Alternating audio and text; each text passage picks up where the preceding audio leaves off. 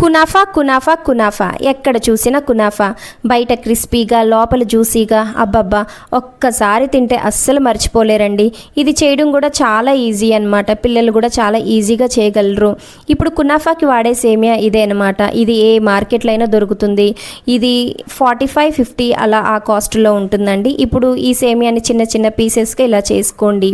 ఇప్పుడు మిక్సీ జార్లోకి జీడిపప్పు బాదం పప్పు తీసుకొని ఇలా మిక్సీ పట్టండి. పట్టినాక 2 టేబుల్ స్పూన్ వేరే బౌల్లోకి విడిగా తీయండి. ఇలా తీసినాక మిక్సీ జార్లో ఒక 3-4 టేబుల్ స్పూన్ షుగరు, అలాగే 3 యాలకులు వేసి మిక్సీ పట్టి పక్కన పెట్టండి.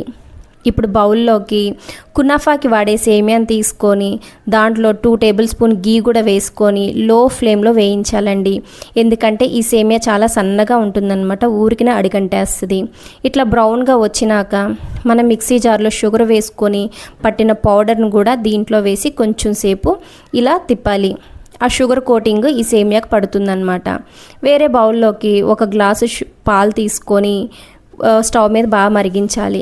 అలాగే వేరే బౌల్లోకి కొంచెం పాలు, దాంట్లో కస్టర్డ్ పౌడరు, మనం జీడిపప్పు బాదం పప్పు తీసుకున్న పౌడర్ కూడా వేసి బాగా మిక్స్ చేసుకొని రెడీగా ఉంచుకోండి. ఇప్పుడు ఈ పాలు బాగా మరిగిపోయినాక ఆ కస్టర్డ్ మిల్క్ కూడా దీంట్లో వేయాలన్నమాట.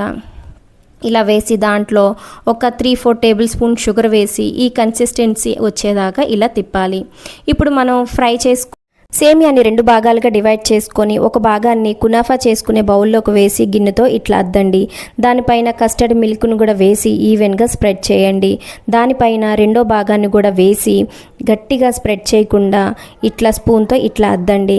దానిపైన జీడిపప్పు, పిస్తా, మీకు ఇష్టమైన డ్రై ఫ్రూట్స్ ఏదన్నా వేసుకోవచ్చు.